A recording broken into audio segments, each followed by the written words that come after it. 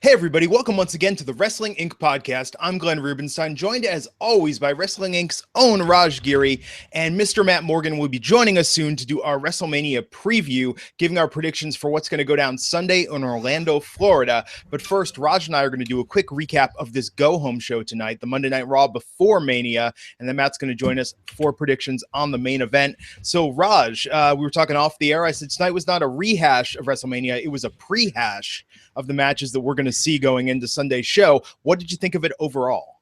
I thought it was badly paced. It just felt like it drug on forever. I mean, at the hour and a half spot, I felt like it had been 3 hours.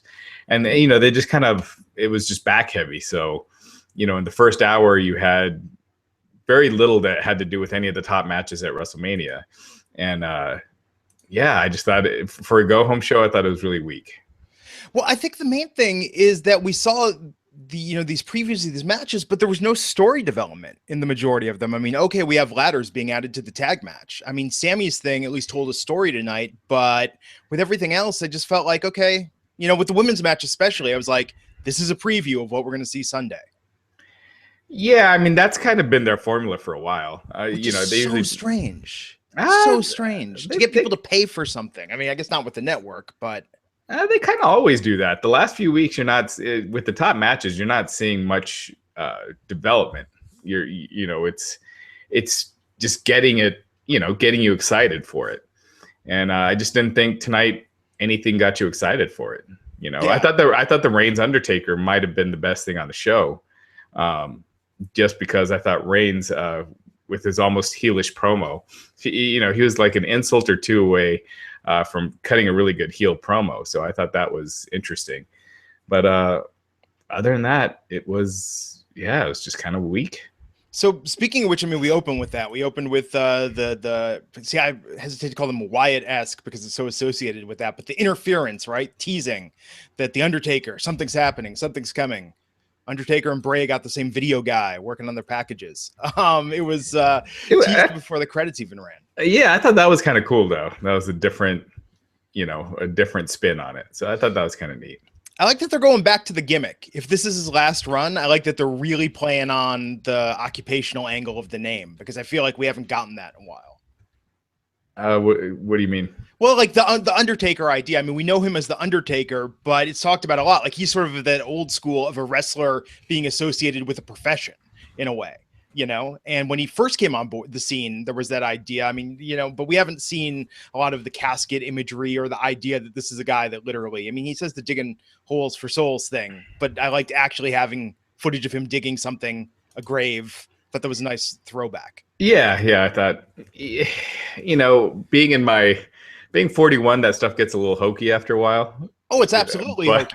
But if he's going out, right? I mean, this is the way to do it. Yeah. I mean, it's still a cool gimmick. So even though it does get hokey at times, no one ever faces, or rarely do you face the Undertaker and it's your last match in WWE. So the whole rest in peace thing, it can be a little hokey, but that being said, it's nitpicking because I thought that was well done. Yeah, although I wish in hindsight we would have got one last run of the American Badass version of Taker just to see that for a little bit before he goes out. I really enjoyed that gimmick. I thought it worked well. I don't know. I to each their own. I thought I just thought he just seemed like a member of the DOA when he was doing the American Badass gimmick. Yeah. Well, more age appropriate, maybe. You know what it is? It's whenever he takes the hat off and there's that red ring around his forehead. That's where I'm just like, 25 years, they still going to figure out a way to prevent that from happening. Yeah. Well, kind of crazy. So we had that tease at the beginning, but then we had an opening segment with Bayley. I thought this was ballsy on the part of the WWE to do an extended women's segment and match in Philadelphia. And I feel that it started out pretty good, but then the crowd seemed to be losing interest towards the end there when Sasha came out, Charlotte came out, Nia came out, and then we went into a tag match. I guess the two big developments out of this are one that it's going to be a fatal four-way elimination match on Sunday. Yeah. It's an elimination match. They announced that earlier today. Yeah, so that's interesting. But now, correct me if I'm wrong, based on your booking predictions, Charlotte's going to win. on Sunday because Bailey pinned her tonight. Charlotte pins Bailey. That's how it'll go down. Write it down. It's a lock. Bailey's losing. Now, may not necessarily Charlotte wins. I think it will be, but Bailey's probably losing. I like that they're setting up something between Sasha and Bailey. I mean, at the house show, there was that footage that made the rounds of Sasha doing the move behind Bailey's back and doing the belt gesture and whatnot. So I think I'm excited post-Mania to see where the storyline goes. But what did you think of the match tonight? And the four of them, because it really just evolved, I think, into the same four-way we're going to see. Yeah, the first half hour was this women's segment, and I just thought it never got going, and it's a match that people don't really care about all that much. I mean, you hear the crowd reactions over the last few weeks, and when you got 1/6 of the show dedicated to that, I thought it kind of turned the crowd off right from the beginning, because for a Philly crowd, this was a pretty quiet crowd tonight. Yeah, they seemed just kind of restless most of the show. Yeah, I think they were just waiting for something, and you had this, and then you followed it up with what was after this? The cruiserweights? I think so. Yeah, it was Austin Aries, and again, I think Aries is a great performer, but this is a kickoff show match that's next. So, an hour into the show, you haven't touched any of the big matches at WrestleMania. Yeah, it was strange. And I thought, the Aries Noam Dar match, I thought that was all right. And I thought the women's match had some okay parts to it. I think the problem is that the storytelling there, I think you could tell a better story. Certainly Bailey's best stories. I mean, her best story has really been with Sasha in the one-on-one. I think with this now, it just feels like here's a division showcase, much like what they're doing on SmackDown. Yeah, I think Bailey just been booked so poorly over the last couple months that she's less over now as champ than she was before she won the title. So, this title run hasn't done her any favors. Having her getting killed every week, beaten all the time, definitely doesn't help. And, tonight she got the win, and then, is destroyed right after. So you never see her getting a win and then, standing tall for a while afterwards. Yeah, no, it was very, very strange. So we had that. We had Aries pin Noam Dar. And I'll tell you, something a note about the women's match. It was during that time when all the reporting goes online about when they taped Main Event before tonight. And I was like, oh, Dana Brooke versus Alicia Fox is on Main Event this week. I would have much preferred to have watched that match as opposed to that women's, same thing that we saw again and again. Yeah. It's the same formula every year when they got the multi-person matches. They still do every combination till you're sick of it. And, like they did, like they've done with the Intercontinental title matches, where they'll have 6, 7 people in, and then they're just doing the same 6 or 7 people, just different combinations, and they all run in at the end. And that's just kind of what they've been doing here. So after Aries versus Noam Dar, we had the segment between Seth Rollins and Triple H. What did you think of this? I thought it was pretty good. I thought Rollins is just missing something as a babyface, and I just thought Triple H kind of carried the segment. I just thought he kind of overshadowed Rollins here. But that being said, I thought the segment itself was pretty good. I enjoyed Triple H making the segment about the one-legged man in an ass-kicking contest, and I had to actually look it up. And Zach Gowen did win 3 matches in the WWE. He won 3? Yeah. So a one-legged man can indeed win. There you go. Yeah. No, I thought it was okay, but I feel like in this whole thing, Triple H has been so verbose, which is funny coming from me saying somebody's being so verbose, but he's so just laying out there again and again in such language where it's not even subtle in the way he's setting this up. I think sometimes less is more, and they're over scripting him. Well, and he's just kind of saying the same thing. Yeah. I thought one thing, just the visual of him telling Seth Rollins to sit down, and then he starts to leave and Seth sits. I just think it makes Seth look kind of like a wuss. I don't know. It's just little things like that Triple H himself doesn't do. He's not booked to look that way, but other people always are, even when he's the heel.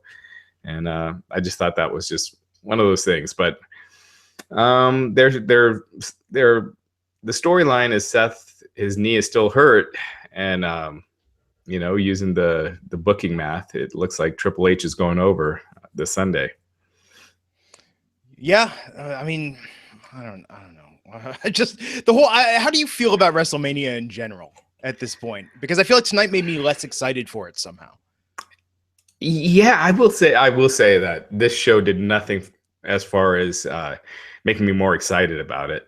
But it is still WrestleMania, Yeah. the set that they're making looks pretty insane. So, like just the spectacle of it is always fun to watch, and seeing that big stadium and so that's always cool. So I'm always going to be excited about WrestleMania, but no match has really gotten to that pitch where you're just like really dying to see what happens. What about the star power they announced that Al Roker is going to be there doing the I was like, I'm surprised how many people are upset with it. It's like he's a just a ring announcer in a match that doesn't, it's just odd. I'm like, can't we go back to talking about Shaq versus Big Show happening? Like, well, how far we've fallen in terms of star power, well, it's not just that. It's, I'm sure they're going to do something on the Today Show the next day after Cena proposes to Nikki Bella and Al Roker is there. So you have that whole element. You know what I mean?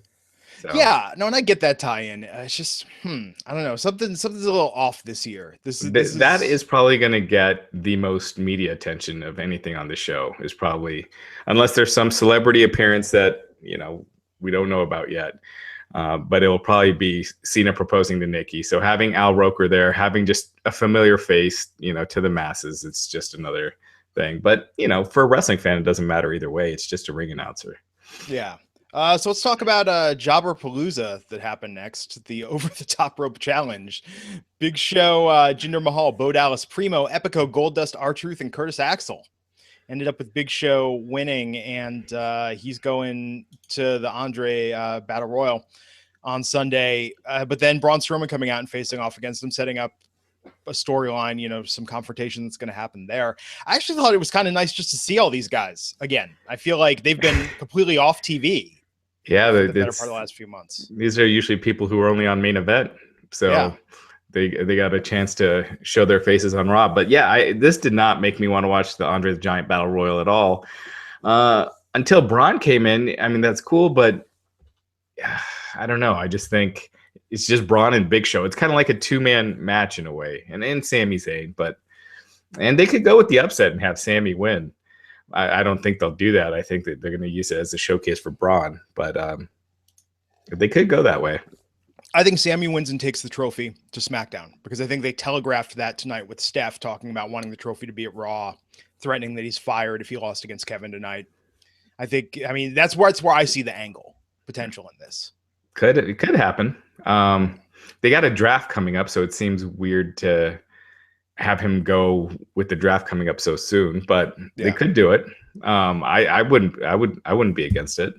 Yeah, I think it would be good. Although I thought it was weird timing. I tweeted this before Pro Wrestling Tees tweeted they're having like a 1 week El Generico merchandise sale. And I was like, that's odd timing. Maybe if Sami got fired, that would be, the reemergence of El Generico.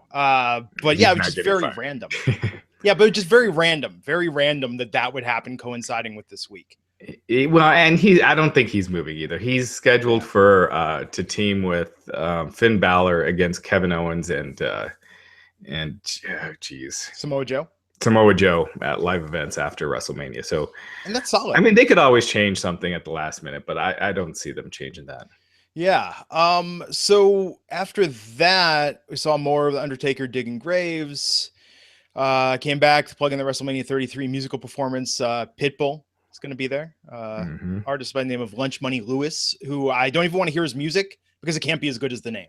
It's just going to disappoint me. So they got two musical acts plus plus America the Beautiful. Yeah. They're compensating. I mean, I'm fine with doing one or doing them during like the entrances or something, but you don't want to take two. When you got so many matches, what happens is you cut these matches down and then they suck. So anyway, yeah. So New Day running around Philadelphia, still not putting them in front of a crowd yet. How do you think that's going to go on Sunday? Yeah, I think that crowd is, I already feel like it's died down quite a bit. So I'm sure he'll get some hazing, but um, I don't think it'll be like the whole crowd chanting stuff. I'm sure there'll be audible sections, but I think it'll be fine. And I'm guessing most of their stuff's going to be backstage anyway. I'd be surprised if they came out more than once. Really? Yeah. I mean, maybe. I think they'll do I a mean, grand the year that Rock was a host, or he was only out twice. Yeah. Hogan, when he was a host, I think he only came out once. So most of their stuff was backstage. Yeah. No, that could absolutely happen. So they had them ringing the New York Stock Exchange bell. I thought that was kind of cool. After that, so we had backstage the stuff set up with Gallows and Anderson attacking Sheamus and Cesaro. Then we had Neville versus Jack Gallagher. I liked the ending of that. I like that Neville was appeared pretty brutal and vicious. I thought that was a nice touch.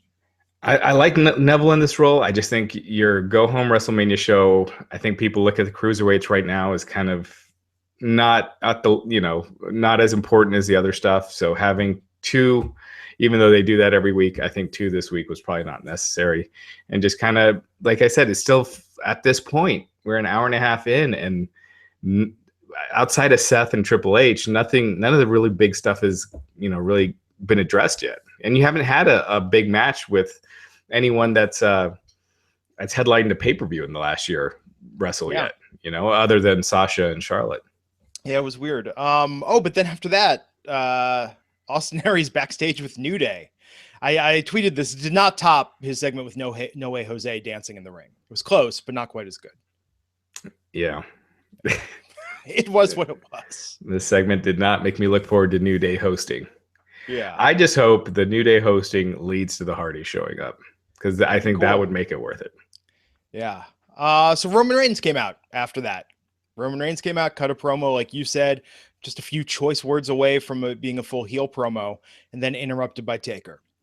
So what did you think of this? I mean, if this is indeed Taker's last match on Sunday, I mean, what do you think? Do you think this was the last promo, or do you think he comes back on Monday, says some words, and then rides off into the sunset, or the moonlight, as it were? Yeah, I don't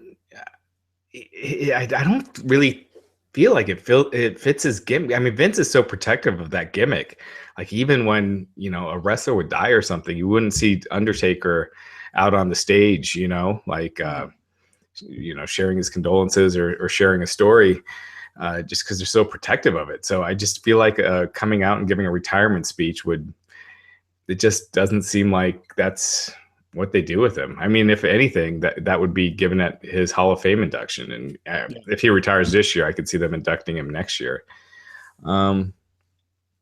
So yeah, I mean, last year they weren't sure if Taker was going to wrestle again after last year, and all they did was he placed his gloves down and walked off. So I wouldn't be surprised if this is his last WrestleMania, but you never know. I mean, it's that huge payday for only a handful of appearances during the years. Yeah, but if you've done that for 25 years now, I mean, and it's been working. So he's been making, at least $1 million a year for. Oh, at least. I think it's beyond that. Yeah, and so with the next to no travel he has to do, so his expenses aren't high. I mean, he should have a comfortable. I mean, you would think he'd be better off financially than most.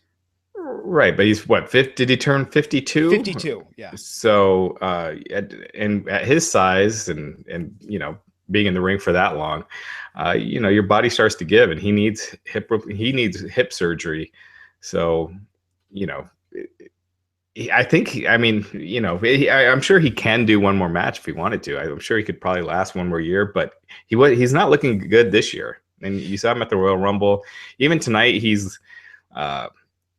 just doesn't look in shape like he has the last couple of WrestleManias.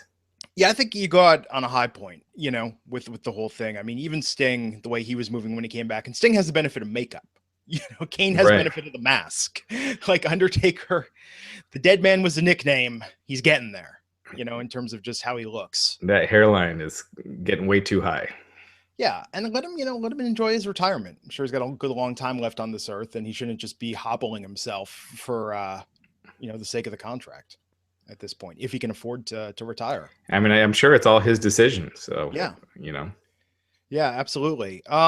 So after that, we had that quick segment, Enzo and Cass versus Gallows and Anderson.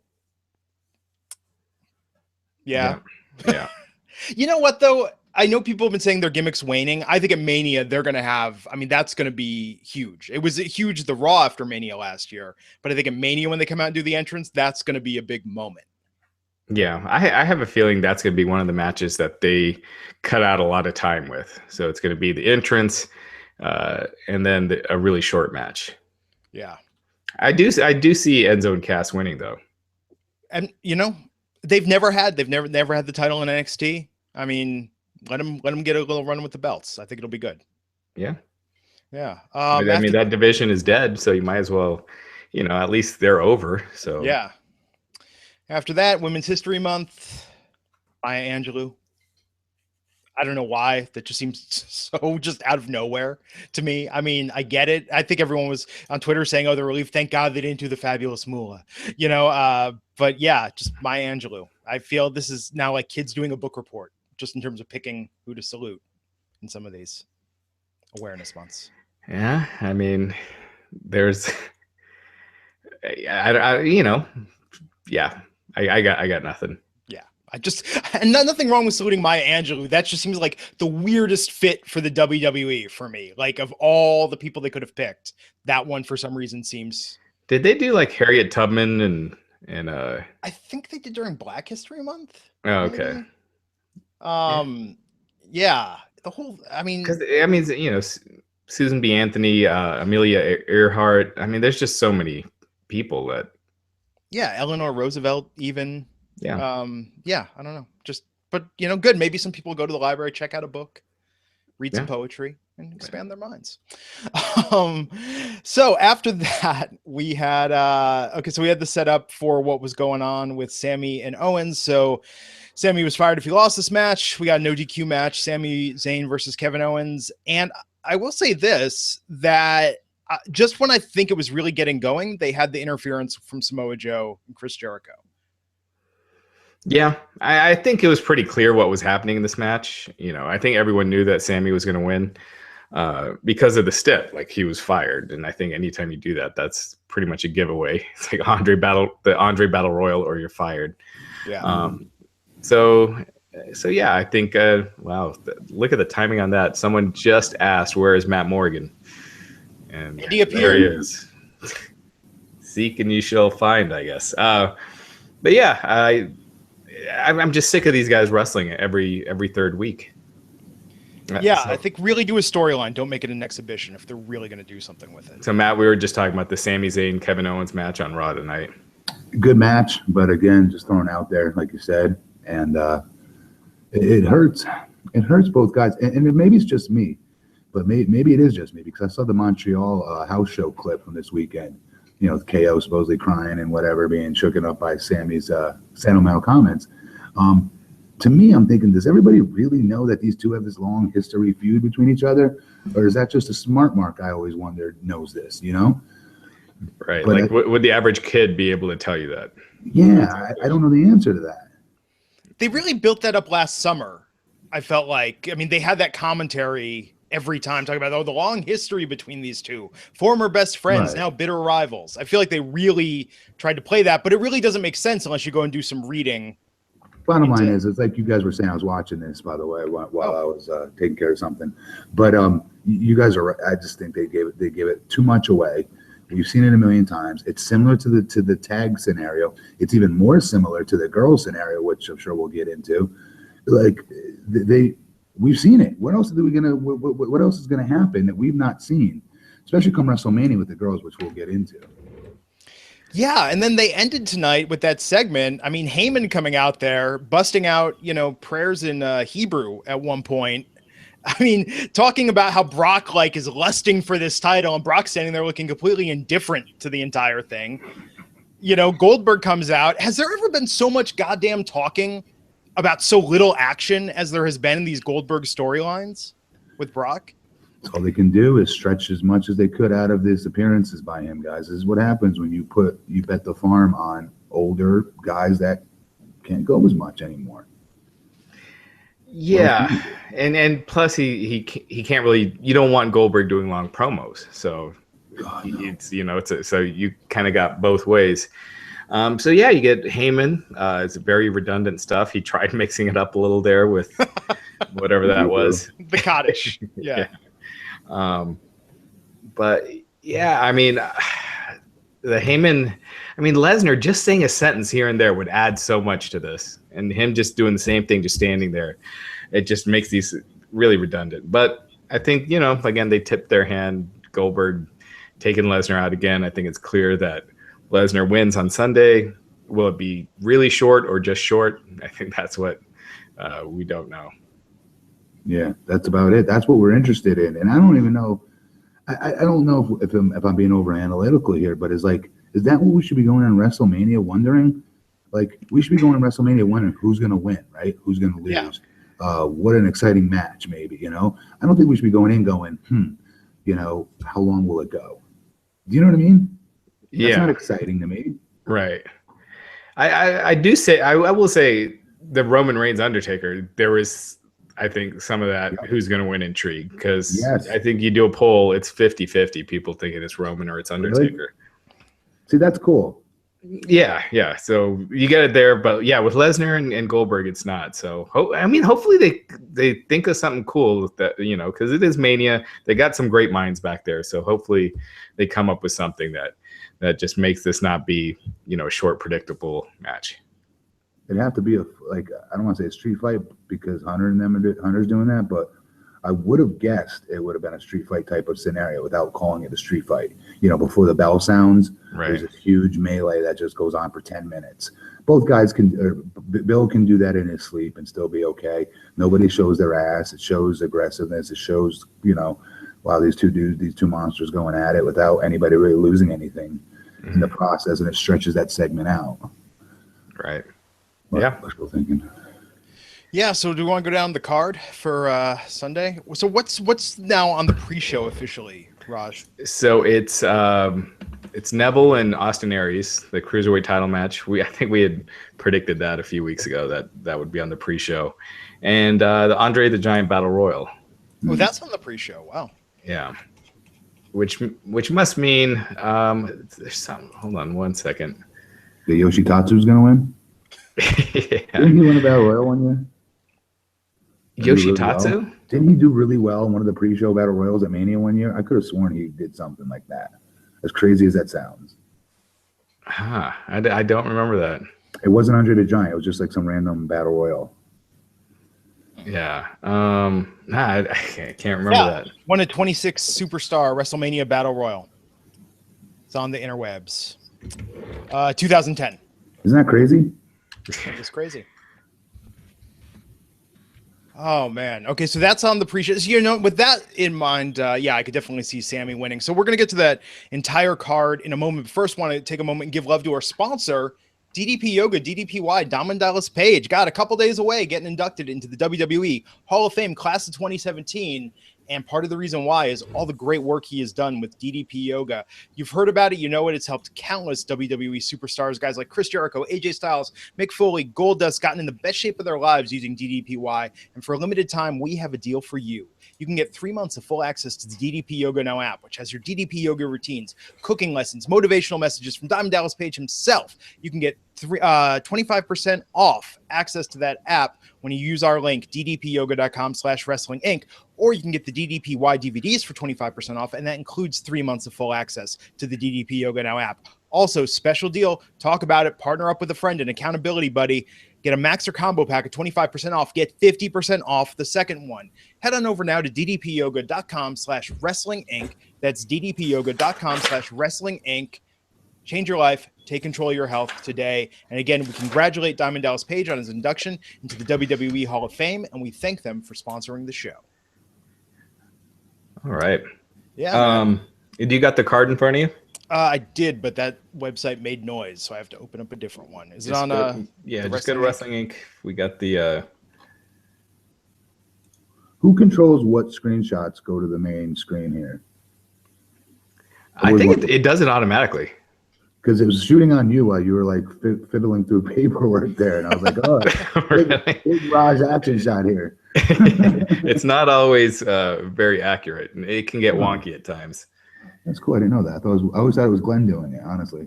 No. Hmm. Although I've screwed it up before. So if you start messing with it when you're controlling the show, then you have to keep doing it or it just stays on the same person. And that's really awkward. Yeah. So Glenn, just click. It's under events on the homepage. Yeah, I got it. Okay, you got it. I got it here. So start from the bottom up. Yeah. Cruiserweights, the Andre the Giant Memorial Battle Royal, which according to the website, there's a new name for this year. Is that correct? Oh no, it's a new wrestler. Oh, gotcha. New name. That makes sense. Yeah. Misleading headline. I should probably, let's change that. Okay, so that's happening on the kickoff show. That's weird that some of the guys we saw tonight are in that. The Shining Stars, Curtis Axel, Bo Dallas. I mean, so they're just going to toss everyone in that, basically. Yeah, I mean, I'm sure American Alpha will probably be in there if they don't do a tag match. Yeah. So, yeah. So then we get to the main card itself. So it's interesting. 2 matches on the kickoff show, which is going to be 2 hours long. And then we open with the WWE SmackDown Women's Championship. So, Matt, have you been paying attention much to what's going on the SmackDown? I lost a little. I haven't seen the women's stuff the last couple of weeks. It's been in a holding pattern. I mean, Alexa's got the title since Naomi had to drop it, and she's going to face, they keep using this language, every available woman on the SmackDown roster. So the idea is that in addition to Mickie James, Carmella, Natalya, and Becky Lynch, we might see some surprises. So first, we didn't give our predictions for the Cruiserweight or the Andre Battle Royal. Yeah. Do you think it's going to be Austin's time? Austin Aries and who gives a shit? I think Austin Aries and Braun Strowman.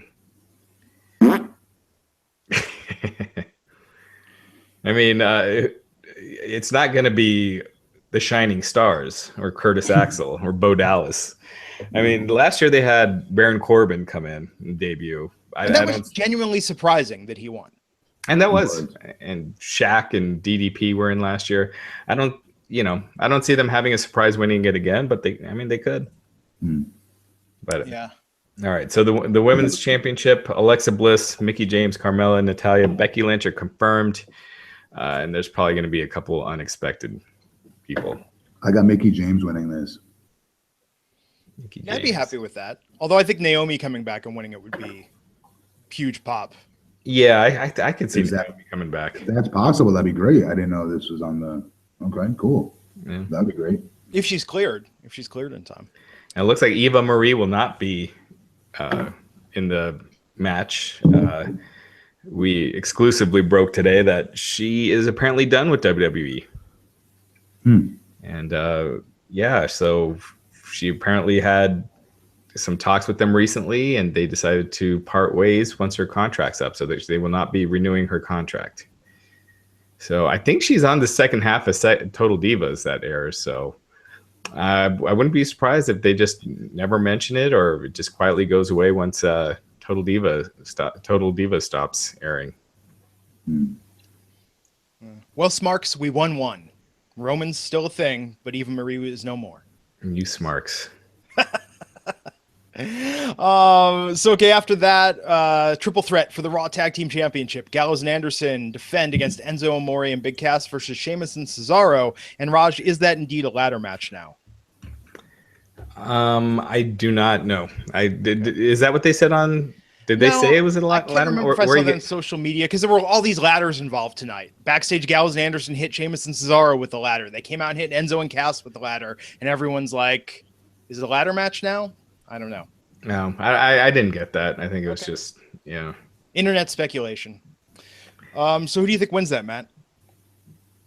Say it again. Who do you think wins? Of what? Your interest in this match is the Raw Tag Team Championship. Do you think it's Enzo and Cass's time, or do you think? Actually, I think it was a babyface finish there. Yes. I agree with that. Yeah, I think they're gonna get a huge pop. It's gonna be a nice moment. Then after that, and I mentioned this before you came on, Matt, but I think that match has probably got to be short. Why? Just to make more time for others? Yeah, I think of all the matches that they got this year, And with Enzo and Cass, Enzo can't go in a long match. So the longer he's out there, I think the worse it can make it. So I think I'm not excited. It's a ladder match, right? No. What were they doing tonight when I saw him get hit by a ladder from behind? That had nothing to do with any type of. That's what Glenn was just saying. No, I mean they could always announce that it's a ladder match this week on social media. I was going to say these are the worst tag teams to have a ladder match. I was going to say if it was, I was like these guys would be boring as hell to watch in a ladder match.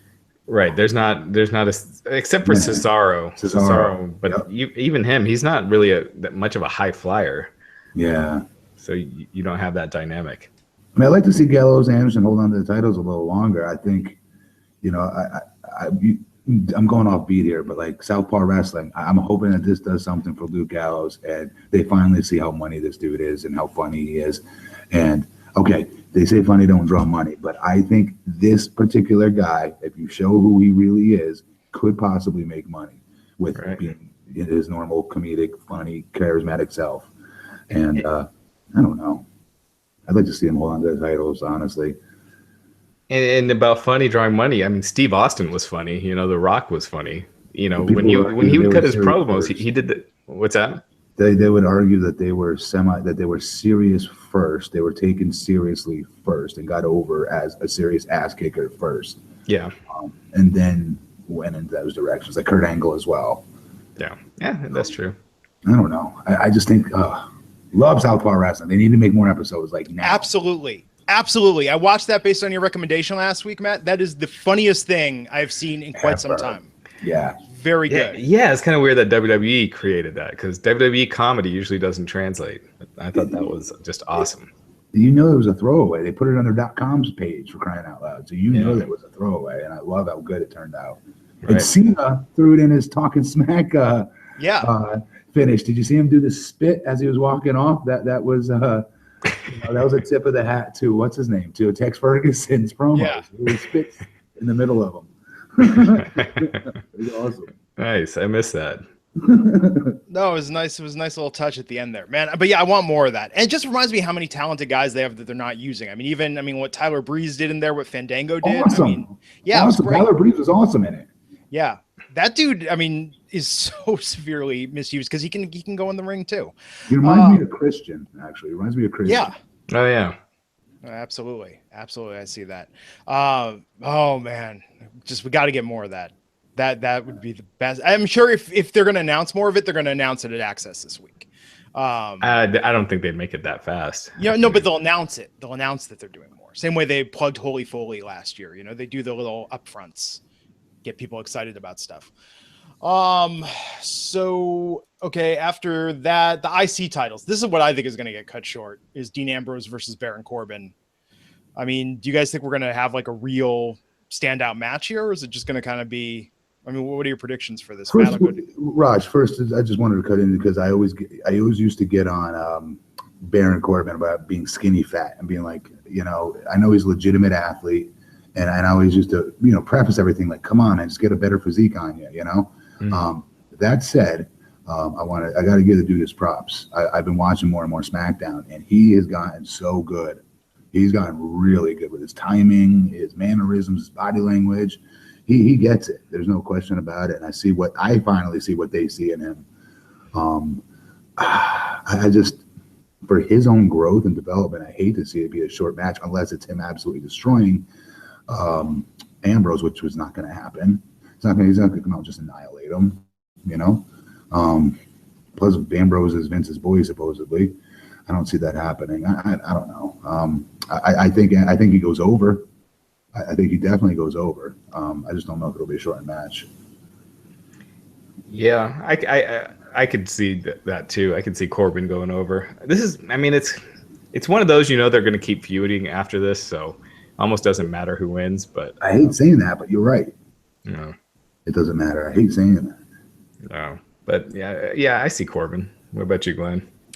Yeah, I think otherwise, what's the point at this point? Ambrose hasn't really. Ambrose doesn't need the title. I think he's. I forget he's the champ. When people ask me, I'm forgetting Jericho's the U.S. champ. And that the match with Kevin Owens is for the U.S. title. They don't even mention it. Actually, it is kind of remarkable, with the exception of the women's championships and the tag belts. We don't really see any of the titles. They don't seem like a big deal right now. I mean, because Bray's not out there with the belt every week. Goldberg's MIA. It is kind of odd. So, yeah. They've never meant any less than they have right now in 2017. Yeah, which is unfortunate. But, you know, what I look forward to in all this, when we talk about all this malaise and crap that's going on with the WWE right now, it's just, I keep telling myself, a week from tonight, a new chapter begins. We hit a button, and this will be a distant memory. You know, things are going to get better, hopefully. At least they'll be different. It'll be new crap we're dealing with. So speaking of the same crap we've seen again and again, the Fatal 4-Way for the Raw Women's Championship. Bayley versus Sasha versus Charlotte Flair versus Nia Jax. Now, just note, when I say crap, I do not mean by any means the performers or the women's division, but just the way they keep... Just separate them. Just give me something new. That's all I want. Is this not the Mania match? Isn't it not a 4-way? Yeah, it's a 4-way elimination match. That's what the freak are they doing? I mean, they gave away so many combo moves that these girls are now going to have to think even harder to do something new come Mania, which they will. But they're making it harder than it needs to be. The promo segments I thought were horrible. Yeah. It's not like I'm just bagging on the company. I hope it doesn't sound like that. It was, oh, Matt, you wrestle for Impact. Here's Barry WWE for the hell of it. I'm not. All those girls are friends of mine, actually, and I hate saying anything negative about it, honestly. But, like, the promo was not – I didn't like it. I didn't like the stuff between Sasha and Bayley. You know what I mean? They play off each other when Sasha walks in the ring. It was like, and I kind of beat you. And, you know, it was very uncomfortable, not in a good way. Yeah, I feel like the division's lost some steam since the Sasha-Charlotte feud ended. And honestly, since Bayley's won the title, I just feel like it's just, which bothers me to no end, Raj, because this is the ultimate. This is the female Rocky Balboa here.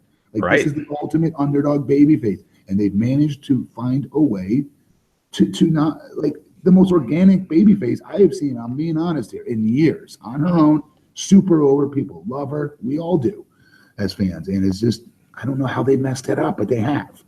Yeah, you know. Yeah. And I bet you, and we had predicted this earlier, but I think it's Charlotte pinning Bayley to regain the title. Definitely is that. Absolutely. 5-time champion. Yep. Yeah. Definitely. Anything other than that, I would. You'll take Nia Jax? It's different, because who's Nia going to feud with? We don't know. Who's Nia in a feud with after that? It's the unknown. Okay, you know what else is different? Me going to my bedroom, taking my kid's diaper off in the middle of a sleep right now, coming to the camera and showing you what's in that diaper. That's different for the podcast. Right, different. Yeah. Some might call that a viral moment, Matt. Different isn't always good. Yeah, that's true. But I don't know, man. I just want something, anything to shake that up there. Move somebody between brands, you know. And I was watching last year's Mania, you guys. I wanted to see the women's match again. And I was watching Sasha Banks' entrance. In that moment in time, there was nobody more made on that card, in my opinion, than her coming out to Snoop. I still got goosebumps watching it again. And it's been over a year. And I'm going, what did they do here? How did you guys blow this? Right. And it's none of the girls' fault. Let me be very clear about the fans out there that are like, hey, so crying. Those are my favorite things to watch, is the girls' segments generally. Because they're all nasty in the ring. I love watching them. But, like, they've screwed these girls up, man. Yeah, and that was, in my opinion, that was the best match on last year's show. And that's a show that had AJ versus Chris Jericho and did they have a ladder match, or am I thinking? Yeah, the 6-man for the IC title. Right, the IC title, and they stole the show. But yeah, I agree. I remember last year they were putting off Sasha winning until she did it in one-on-one at SummerSlam, and then they changed that to being on Raw, and then she lost at SummerSlam. So they kind of screwed up that whole coronation for Sasha. That would have been the perfect time. And yes, with Snoop and everything, she had the entrance, she had the star power. I mean, it just felt like the right time. Big time, man. And ever since then, I've noticed her, I don't want to say her confidence, but there's something that's missing. There's no more of that, come on out, I'm the queen bee up in this mug type attitude she always has. Well, they You know what changed her I'm saying? character because over the summer, then Oh, Bailey right. comes in and her and Bailey are best friends all of a sudden. You know, it was Sasha, they softened her. I think at Mania last year, she was still the legit boss, Sasha Banks. And then Yeah. they just, you know, they Flanderized her or whatever, or made her where she was, you know, the friendly, cocky women's athlete. Flanderized her. Yeah. You That's know, pretty, Ned Flanders, is that what that was? yeah. Pretty Where it's good, like, Glenn. Pretty good, Glenn. That is. I'm gonna have to remember that one. I'm gonna steal that. but that's the thing. So it's like she was a legit badass a year ago, and they just Yep. they softened that. You know, they took that away, and maybe we'll get it back though. Maybe that's what we're going to see the night after Mania is that the breakup of Sasha and Bailey, and then we'll get That would do to it. see that story retold. Maybe Sasha causes Bailey to lose, and Yeah. you know, helps Charlotte win. You know, That would you're be- short on the babyface side, but Yeah, I don't know what they do. But they got to do something. Okay, so after that, now I think this is the sleeper match personally, the Shane McMahon versus AJ Styles. Like, I think the expectations are so low for that could very well be the one that everyone is like, oh, that was actually pretty all right. I mean, did you guys have any hope for that being good, or? For AJ's sake and what he should be doing on this card, you know, I hope so. Yeah. I just, AJ can have the saying always was, AJ can, wrestle a broomstick. And I'm not saying Shane's a broomstick because he's athletic and everything, but there's no stipulation, right? It's not like a cage match. It's not like hardcore weapon match. It's not, Chinese underwater torture death match, right? There's no gimmicks, right? they might add. I could see them adding something because I can't see Shane doing just a flat out straight up match. Me either, man. But they always have those matches that don't have a step, but they end up using tables and stuff anyway. And you got to think that Shane's got some crazy bump in mind, something spectacular. Yeah. And, that's all I'm looking forward to in that. Yes. Yeah. Right. But, I mean, God, please, AJ's got to go over there. Oh, there's no question he will be. Yeah. No question he will be. Yeah. It's not even a thought. Not one person in that creative meeting said Shane needs to go over here. I promise that will never happen. Okay, so after that, John Cena and Nikki Bella versus The Miz and Maurice. So did you watch SmackDown last week, Matt? Yeah, just for that I did. Yes, just for that part I did. I DVR'd it. Yeah. So what do you think of this match? I mean, how do you think it's gonna go? I think it's one of those things like they used to. Hustler Rip Rogers used to tell us, my trainer in OVW, and then the bell rings, meaning you have all this sizzle. But once that bell rings, you better have some steak. And I don't think there's much steak once the bell rings. For my entertainment purposes, you see what I'm saying? Mm-hmm. It's not going to be AJ versus the Sami Zayn. It ain't going to, it's going to be my type of match I like to watch. But the lead up to it has been incredibly funny, incredibly entertaining. Maurice surprised me with her imitation of Nikki. I thought it was pretty damn well done, actually. I really did. Yeah. And seeing John go on the talking smack and act like it doesn't bother him, it's exactly what Miz complains about. And do his, hokey promo about being fired up and da-da-da-da. Like, that's exactly what Miz is talking about. So that the real stuff, that the underlying realness to it is entertaining to me. Yeah, I think we probably all agree that Cena and Nikki are probably going to win. And but I feel like you could, and they're probably going to do, because they've obviously been like really playing up Cena not proposing to Nikki big time. So it's like obvious, I think, that he's going to propose.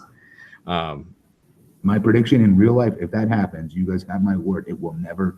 I want to see the legal proof of it. It will not happen. I'm being dead serious.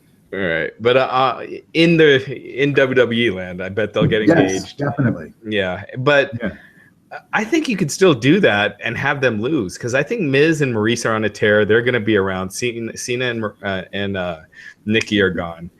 So give Miz and Maurice the win, and they're down and everything. They're a little sad after the match. Cena, am I getting the names mixed up? Cena and Nikki, you could have them sad after losing, and then Cena still pops the question. They'll still give you that WrestleMania moment, and Miz and Maurice get the win. I think they're going to do Macho Man Elizabeth. I think they go over. And Cena maybe does it there, sadly. But Macho Man Elizabeth, Macho Man lost. Did he? Yeah, it's the Ultimate Warrior. Out of my ass. Yeah. I just assumed. What was I gonna say? Why? First of all, where the hell is Nikki Bella going to? You said that they're going. Where's she going? Oh, she's her neck is jacked, so this is likely her last match. Okay. I didn't know she was no longer okay. Yeah. Then yeah, I was gonna say Cena and them have to win, but yeah, as far as future goes, that really doesn't make sense. But I could see them saying, you know, Miz is almost Teflon now because he kind of is as a heel. He can lose and still get his steam back. Think about the year he had. You know, he had a miserable beginning of the year and late, I believe, the end of last year, where I'm looking around like, what the hell happened to this guy? What are they doing with him? You know? Yeah. He stayed with it, made everything bigger than what they gave him. I don't know. I think but you know what? They always give the full roster people, they always say, well, them just being in the ring with the superstar elevates them. But at some point, they with them never getting those wins, it ultimately hurts them. I mean, look at Ambrose after Lesnar, and his career just stalled after that. I mean, he was given the WWE champion, but I don't think people saw him as the top guy. I don't think they think of Cena as that part-time guy. I don't. Yeah, but he's filming 2 movies after this, so he's not going to be around for a while. Yeah. Yeah, my only complaint about it is that they do the big choreographed couples finish that they've been doing with them. Like, I think the match will be okay, but when they start doing that and trying to have Cena and Nikki doing the same stuff, that's where it gets like, synchronized swimming style. I hate to say this because it makes me want to puke, you guys, when we watch it. I'm sure you guys are the same, but those kids, you know, and the moms watching that show, they're into that. Yeah. Sadly. No, I was saying double this crap, you know, they're like, they're going crazy for that crap. Yeah. I mean, I know WWE is going to be sending the video that they're going to be sending the next day is Cena proposing to Nikki and them winning that match. There you go. Yeah. Yeah. Okay. So after that, Triple H versus Seth Rollins. So Raj, you were saying earlier, you think Triple H is going to win this one? I do. I do. I think it makes no sense for Triple H to win, but the fact that they're selling that he's working on a bum knee, so bad, makes me think that Triple H takes advantage and wins. I really got to go to the bathroom super quick. I want the fans to know that. It's very important information. But before I run in there real quick, no way in hell Triple H wins this match. Absolutely not. He's a different hunter. He's trying to put people over. He's going out of his way to do it now. And this is his boy. There's no way he doesn't go over unless this feud extends somehow. I think they're overdoing the knee. I think, yeah, I mean, it could be. I mean, it could be he shows up and he's just been BSing the whole time and his knee's been fine the last few weeks. Not being rude. I'll be right back. All right. But I think the idea, they did this last year too with the whole authority angle, is they want to make them, and they did a great job of this with firing McFoley. They want to make the authority out to be the biggest SOBs to get that pop at Mania where they're defeated, you know? I agree in theory. If it was anyone else other than Triple H, if it was, I would agree in theory. Look, Triple H will put people over when he needs to, but I see this being like that year when he beat Brock Lesnar. He did not need to beat Brock Lesnar that year. Brock Lesnar was the guy being pushed, but he beat him. And then Brock Lesnar came back on one of the B shows and then beat Triple H. That's what I see happening. I see Triple H beating Seth Rollins here, and then they'd have a rematch at one of the B shows in a month or two, and Seth Rollins gets the win back. Different. Seth Rollins is in a different phase, is a different part of his career. He's on his way up still. The thing with Brock, in my opinion, was more of a heat check from WWE. Say, is this guy going to do business with us? Will he do business, or is he going to be Brock that has to go over every time he does something? All right. Well, we'll bet $100 or $500. You guys owe me for something last time. I believe I won a different bet. I don't even remember what it was. But I don't make bets with Raj. I don't make bets with people that know people in creative and get like tips texted to them, monitor the betting lines. Like, that should be your side hustle, Raj. For all we know, that's how you built your empire, like online, being like, hey, I'll make you this bet, man, about Mania. Well, when we post the smart money, that's pretty much the winners. So don't click those if you don't want to know who wins. Yeah. Oh, to be surprised. Okay, so Roman Reigns versus The Undertaker. Matt, do you think I don't know. It's like we said earlier. yeah. Can you hear me? I don't know. It feels very right down the middle to me.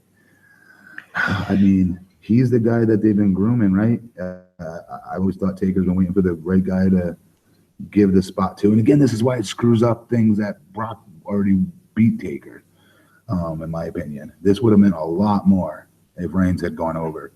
And it still will mean an incredible amount. You beat Undertaker at WrestleMania. It doesn't just happen every day.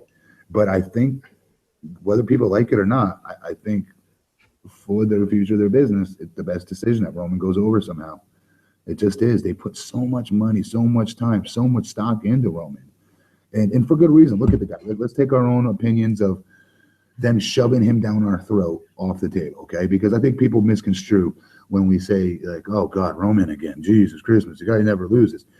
None of us are, like, looking at Roman saying we don't like him. It's the creative aspect we don't like, with them not putting him in the light that we know he should be in, which is being one bad mamma jamma, but teetering on that heel-ish, tip. And they missed the boat when they had the opportunity to do that, but I digress.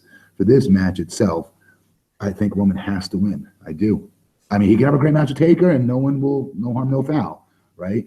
But where Taker's at in his career, I could see him, trying to give this guy the ultimate, rub of, hey, you beat Undertaker at WrestleMania, man. I agree. I think Roman should win here. What did you think tonight, though, Matt, with Roman's promo? Did you get the feeling like he was really close to going full-fledged heel there? I think it was designed exactly to do what we're talking about, to get people talking. Is he going to be heel? And they've got to be careful with trying to, satiate Smart Mark's opinion. They've got to be careful with that.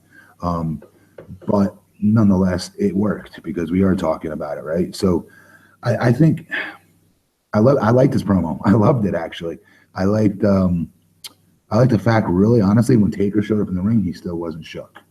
He showed a little bit of, like, what the freak am I watching when they were showing Taker on the Titantron, digging his grave. I mean, it doesn't make you a wuss for being scared of that, obviously. You're watching your own grave. But, like, the way he did it, he didn't overdo it. Like, Heidenreich and other guys used to be like, oh, my God, and, like, flip out. Or, like, Yokozuna or Kamala. Kamala was the ultimate eye poking out of the head, terrified of the coffin Undertaker guy.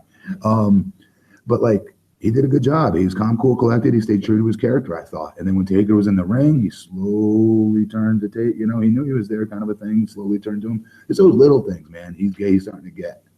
Yeah. I thought this was one of Reigns' better promos, and I thought it was because he was teetering that line between being a babyface and a heel. I can't wait till he just goes off on these people, though, because these people, man, I mean, he's got the best heel promo to go. I can't wait till he just unleashes it on these people one day. Yeah, you could kind of see it tonight a little bit, because you could tell he wasn't caring about needing to be cheered or reacting to boos. He just went with it and went to get more boos, and I thought that worked. Mm-hmm. Yeah. Did we skip over Jericho and Owens? Yeah. Oh yeah. Jericho and Owens. Matt, who do you think wins this? Smooth. I honestly don't know that. Owens. It has to be Owens, right? Jericho is not going to be around, right? He's not around for a month, but yeah, he's not around in May, so I think he's around in April. So Owens Owens just because he recently lost the title. That's what I think. To get him back going up again. Yeah, Owens needs some steam, so that makes sense to me. But they do weird things sometimes, like when they had AJ lose to Jericho last year. Yeah, it was weird. So you never know. But I think Owens. I just don't believe Jericho's actually leaving, because he's supposed to have been leaving so many times now. No, he extended his run, Yeah. And these are concert dates. They're set, so he's definitely not around in May. Yeah, Owens. Yeah, I think Owens needs something. I think he's going to need something going forward. So I could see him winning. Speaking of championship belts, the other championship, God, all these on the line, but it doesn't feel like it because they're not talking about them. I mean, Bray Wyatt versus Randy Orton. Wow. Wow. I forgot all about that. I forgot about that. I always forget about that too. Jeez. And that's going to be a badass match. Like, that's horrible. I forgot about that. Yeah, it could be. I just feel like Randy Orton hasn't had a great match in a long time. For Mania or just and when was the last time? Seth Rollins. They tore the roof off. Yeah, the finish was cool. The finish cool, was awesome. The whole match was. That match was like, in our even our poll that we did, like what was the best match on the card that year, 2 years ago, that was like number 4, behind like Reigns, and I think that was Reigns and Lesnar that year, and the ladder match that Daniel Bryan won. And I think there was one more. Yeah, these were all reasonable matches that should be better. Right. So the last great match you could think of was not even the best match on that card. That doesn't make it not a great match. Yeah. All right. I can't remember the last time he's had a great match. I think it was with Christian like 5 years ago. Oh Lord, no! Come on. Yeah. Like almost any other wrestler I can name off the top of my head. I can tell you. Luke Harper versus Randy Orton. That's his last great match. Go watch that one. That was good. A great match. Yeah. All right. Randy, nobody can ever take from him, is not ridiculous in that ring. You might be sick of him. You might be bored of him. You might be like, oh, he's always wrestling. Like he's like the other Cena kind of gimmick. You know, he's always at the top, or he was, and he gets boresome sometimes. But once that bell sounds, he is money as far as what he does in that ring. Yeah, Triple H was critical of Randy Orton last week in an interview, which was kind of interesting. Did he talk about his not living to his potential? Yeah. Well, there you go. He's been saying that for years. Yeah, and he still believes that. He says, Orton is not, he's not where he should be. Like he's not as great as he can be. And he should be. And if it was their choice, he'd be ahead of Cena. It really would. He really would be. Yeah, that's how bad they want him to be. That guy. Yeah, but that's how Randy is, man. You guys think Harper and maybe a returning Eric Rowan interfere in that match? I hope not. I think the family. I don't know. I just think it's kind of dead. It just feels like you're going back to something that hasn't done any favors for anyone except for Bray Wyatt. See, I would think that was dead, except last week what they did with Bray and Randy and all of the sheep mask disciples showing up and everything. I think Bray's gonna have an amazing entrance. I hope he does this year. Yeah, he will. Yeah. But yeah, I mean, it seems like they're not changing his shtick in light of all this. So yeah, he doesn't need to change his shtick. He's got an awesome shtick. I don't know. I think the match is gonna surprise people. I do. Bray's another one that, because he looks the way he looks, maybe people don't think he can go, but he can go too. Oh, he's capable of putting on a great match. Absolutely. I just feel like, man, there's. Who do you guys got winning? I mean, because this one I don't know. I can't tell you. I think it'll be Orton, but I think Wyatt makes more sense right now since he just won the title. He hasn't had it long enough that you get the chase, but I think they're going to give it to Orton. See, I hope Bray keeps it too for that reason, like you said. Yeah. I just don't know what they do after this on SmackDown. Like, what's the main event storyline? I think it's going to be what it's been. I think it's still going to be Bray and Orton for the foreseeable future. I mean, these pay-per-views don't end it. They've been building this for a while. I think that's the house show main event. The main event at live events after WrestleMania. So it'll keep happening. Yeah, but you could do Randy Orton win the title and then AJ, beat the top contender, and that would be pretty cool. Yeah, that'd be good. Yeah. I mean, they did that one match, but I think giving them a real pay-per-view match, I think would be a great showcase. Yeah. And after that, the big one, Goldberg versus Brock. Lesnar. Brock wins, yeah. Just how quick will it be? Pretty one-sided. I think it will be. I think Goldberg would get some offense earlier, Brock kicks out of the spear and jackhammer and then just goes to town. That's probably it. There you go. I mean, do you think there maybe be any interference? Anything crazy happens? If we do, we're not going to know who from. You know what I mean? Yeah. There's nobody that fits within the realm of the context of this match, right? Except for Paul Heyman. Yeah. You know, but that could happen. Who knows? You're right. You know, they're going overseas. I think it's like 2 weeks after. So I don't know if they're going to start a program for Lesnar right off the bat. It'll be interesting to see who they go with after this. If it'll be Braun Strowman, was rumored at, that was the plan at one time, was to do Lesnar and Braun. But you're going to have Finn Balor back. Samoa Joe is in the mix. Kevin Owens. Did Owens ever? He didn't get a world title rematch. So, they all make sense. I actually could see Kevin Owens after this. So, is Finn Balor the one that's going to be the new name to the Battle Royal? I'm guessing. No, that was Sami Zayn. Oh, okay, that'd be horrible for Finn. Finn not on the pre-show. No, he's not. He hasn't been announced for anything, so he might not be showing up until the Raw, the night after. Keep him off of it. Yeah, keep him out of that Royal Rumble. That Battle Royal. It'd be cool if he was on the show. It'd be cool if he did something that Seth Rollins Triple H match, like where Samoa Joe interferes, Finn Balor comes and evens the odds or something. Yep, judging off the house shows, that could be something. Yeah, that could happen. Man, just even talking through this card, it's tedious just to talk about, just to read this list of matches. Right. How are you feeling about Sunday, Matt? How are you feeling about sitting down and? I'm more excited for NXT. Yeah. Actually, not like I used to be. I take that back. I used to be really excited to watch NXT the night before Mania. It'll be good, and I think I can watch wrestling nonstop. I can watch any type of wrestling. But that said, I generally skip the pre-show. For Mania, I won't. But for most pay-per-views with them, I generally skip the pre-show because of how long they are. The pay-per-view as a whole.